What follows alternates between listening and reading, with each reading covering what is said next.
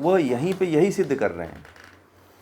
और जितने लोग हैं तो वो यही मानते हैं। ठीक है,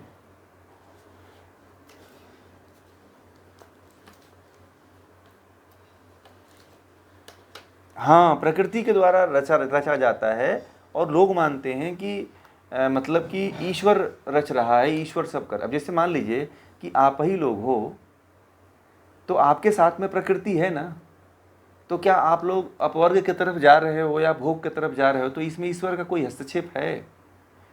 वो तो प्रकृति आपको लेके जा रही है ना, भोग या अपवर्ग की तरफ। बताइए। प्रकृति स्वयं जा रही है ना आत्मा के साथ। भाई, इस शरीर में चेतन कौन है? ईश्वर है क्या? आत्मा है ना। आत्मा के कारण ही हम देख रहे हैं, बोल रहे हैं, सुन रहे हैं। तो आत्मा तो अज्ञानता के कारण प्रकृति से लिप्त है, तो इसमें ईश्वर की बात कहाँ आ गई? तो लोग ऐसा मानते हैं, कुछ लोग कह देते हैं कि यही ईश्वर है। अब जैसे मूर्ति पूजा की बात आ गई, तो मैंने कल का जो सूत्र था यही था ना, लोग कहते हैं कि इसमें ईश्वर, मूर्ति में जो है ईश्वर है। तो जो जड़ है उससे कभी चेतन हो सकता है क्या? बताओ आप।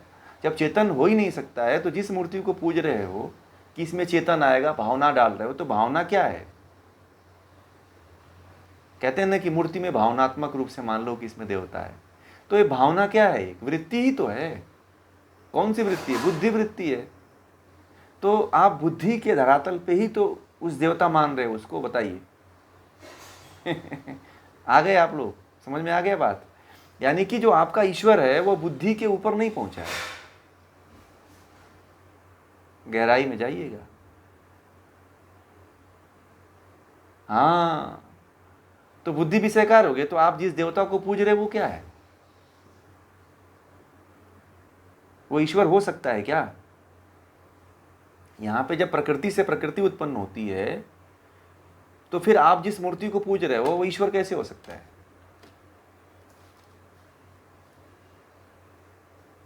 नहीं हो सकता है ना। बताइए। जड़ से जड़ ही पैदा होगा ना, तो आप जड़ को पूज रहे हो।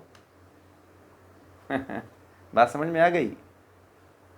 आप लोग जड़ में चेतन देखते हो, है क्या वो सत्य? और भावनात्मक रूप से मान भी लेते हो कि हाँ, ये इसमें भगवान जी बैठे हुए हैं।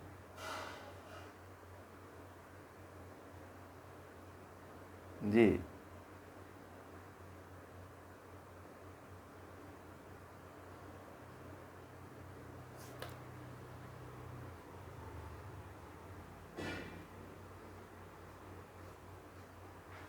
आप एनर्जी किसके माध्यम से पूजा करते हो? आप बुद्धि के द्वारा ही तो एनर्जी की कल्पना करते हो।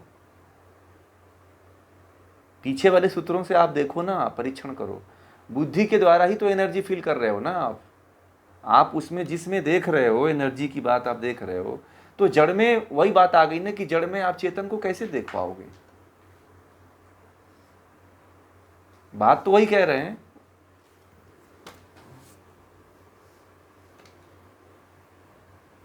हाँ, बिना मूर्ति के मानते हो तो फिर तो आपकी वृत्ति जो है ना, वो बुद्धि वृत्ति है जो सात्विक होगी, और वृत्तियां कम आएंगी।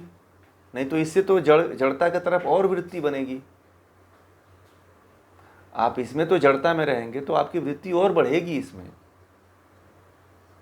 आप उसके रूप को देखोगे, उसके लीला के बारे में सोचोगे, उसके रंग को देखेगो, उसके पहनावों को याद करोगे, उसके वस्त्र को देखोगे, उसके अंगों को देखोगे, तो इससे तो आप इंद्रियों के वशीभूत होते चले जाओगे।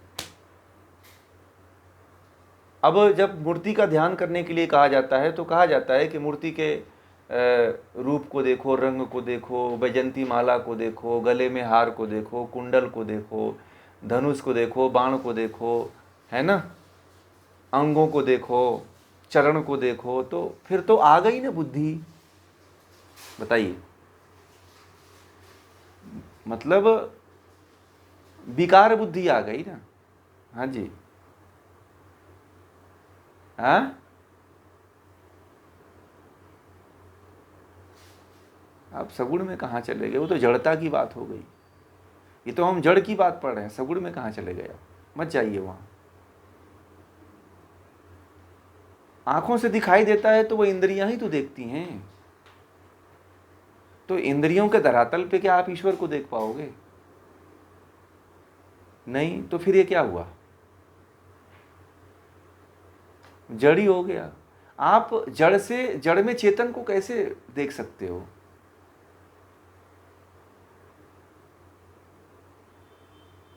आप जड़ में कैसे आप ऊर्जा का आह्वान कर लेते हो? या ये बताइए, आज तक कोई जड़ में कोई ऊर्जा आई है क्या? अगर आई होती तो सोमनाथ का मंदिर लूटा ही नहीं होता।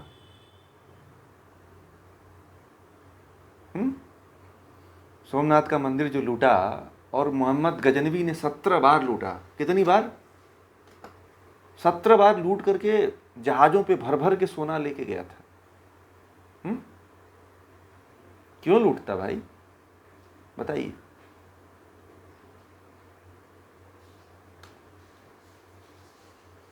हाँ, गुण कर्म स्वभाव का चिंतन करिए। ठीक है, मतलब प्रकृति में आप ईश्वर को मत देखिए। प्रकृति से ईश्वर की बहुत बड़ी दूरियां हैं। ठीक है, प्रकृति उससे परे है। प्रकृति से परे है ईश्वर, प्रकृति के विकारों से परे है। ये पत्थर क्या है? पंच महाभूतों। प्रकृति में, प्रकृति में ये तो विकार है ना उसके, ये तो पंच महाभूतों के विकार है, उपादान कारण है। प्रकृति के उपादान कारण है ये, पंच महाभूतों से बने हुए हैं। नदी, जंगल, जमीन, नदी, पहाड़, हरियाली, ये सब तो पंचमहा, जैसे आप बने हुए पंच महाभूतों से, वैसे वो भी पंच महाभूतों से बने हुए हैं। तो ये तो सब पंच महाभूत एक दिन नष्ट भी हो जाते हैं, तो इसमें ईश्वर कैसे आप मान लिए? नहीं मान सकते।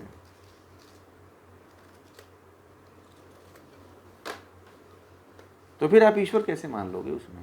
वो तो पंच महाभूतों से निर्मित हुए हैं, उनमें भी तन मात्राएं हैं, राग है, द्वेष है, विकार हैं, वृत्तियां हैं, क्लेश हैं, सब सारे चीज हैं। तो आप उसमें कैसे उसको ईश्वर मान लोगे? आप लोग तो यही मान करके पूछते हैं ना।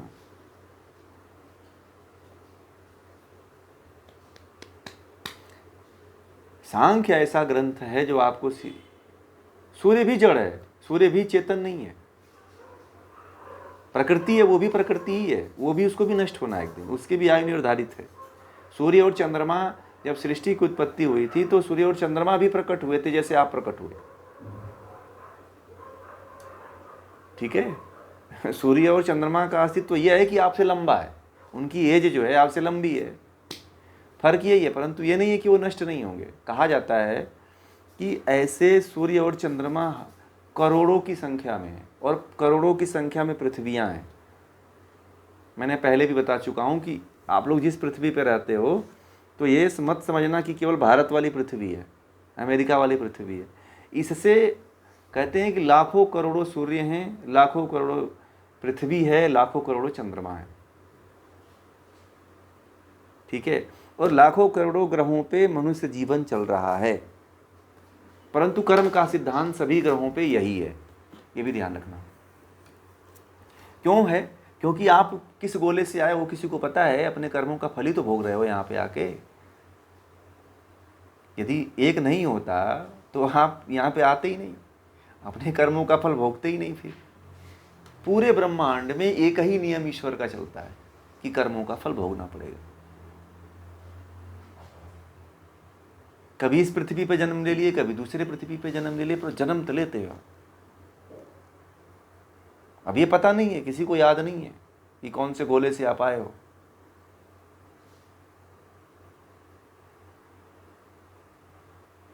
समझ रहे हैं?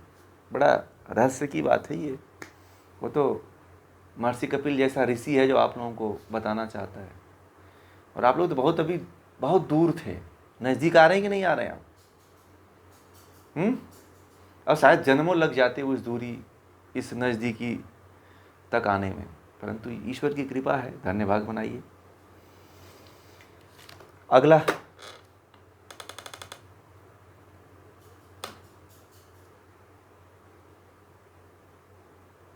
उसके विकार सब अचेतन है, ठीक है, चेतन। प्रकृति चेतन नहीं है, मैंने ये बात को कैंसिल कर दीजिए, प्रकृति चेतन नहीं है। वो मतलब कुछ ऐसा विद्वान लोग मानते हैं, मैंने ये कहा था कि कुछ विद्वानों का ऐसा मत है, परंतु मैंने जो लास्ट में समझाया वही सत्य है, ठीक है, कि प्रकृति जड़ है तो जड़ है, चेतन नहीं है। आज की समस्या यही है कि जितने लोग हैं आज ना, आपको भ्रमित कर देते हैं कि जैसे कि पीनल जी ने प्रश्न किया ना, ऐसे ही बहुत लोग भ्रमित हैं बेचारे। उनको यही कह दिया जाता है कि कल्पना कर लो ना भाई, मान लो ऊर्जा है इसमें, मान लो कि इसमें देवता है कुछ समय के लिए, और पूज लो। किसको पूज रहे हो आप, किसको मान करके धर रहे हो आप ध्यान, उससे क्या आपको होने वाला है?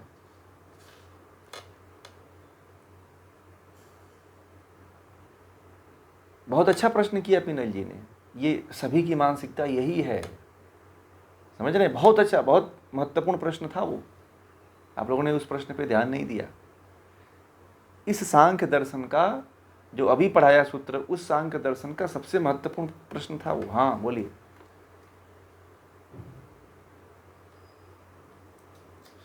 हाँ, ये सही, मतलब ये जो प्राण प्रतिष्ठा की बात कही जाती है, यदि मान लीजिए कि प्राण प्रतिष्ठा करनी होती तो कोई मरता ही नहीं। अगर मान लीजिए आप मर जाते तो ऐसे टेक्नोलॉजी आ जाती कि भाई एक मिट्टी का पुतला बनाओ, उसमें प्राण प्रतिष्ठा करो।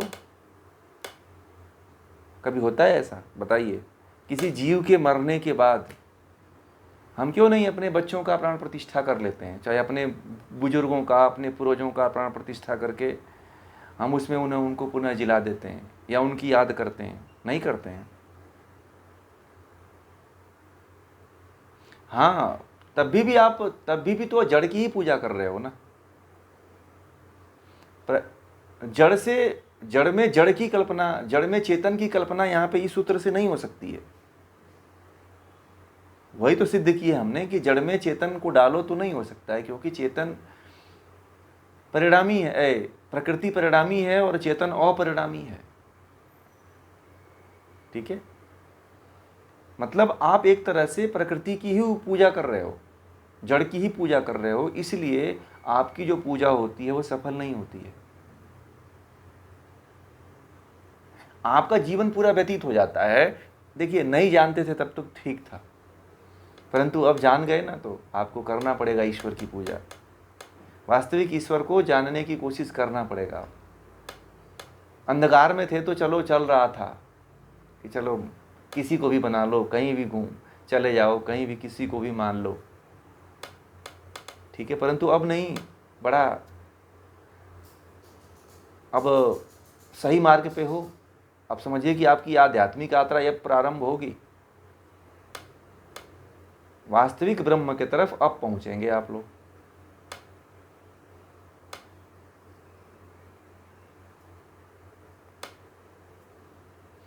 समझ रहे हैं? ये सभी के लिए है, ध्यान रखिएगा। बहुत महत्वपूर्ण विषय है ये दोनों प्रश्न जो है, जो अभी आए हैं, इन दोनों प्रश्नों पे बहुत गौर करके ध्यान दीजिएगा। ये सूत्र यही बताना चाहता है, इसमें लिखा नहीं है, परंतु ये सूत्र से आप लोगों की समस्याओं का समाधान कर रहा हूँ, हैं? हाँ, ये लिखा नहीं है इसमें, परंतु इन सूत्र से आप लोगों की समस्याओं का समाधान मुझे करना पड़ेगा। नहीं तो कहोगे कि ये पढ़ करके क्या मिला, मैं ऐसे किताबी भाषा पढ़ाता चला जाऊँ ना, तो आप समझ ही नहीं पाओगे। आप इस सांख्य को पढ़ करके अपने जीवन में कोई प्रयोग ही नहीं कर पाओगे। और जितने भी पढ़ाने वाले और पढ़ने वाले मिलते हैं, वो लोग बस इस किताबी भाषा में उलझे रहते हैं, इसे व्यवहारिक धरातल पे नहीं उतारते हैं। और मैं आप लोगों को सांख्य व्यवहारिक धरातल पे उतार के ला रहा हूँ।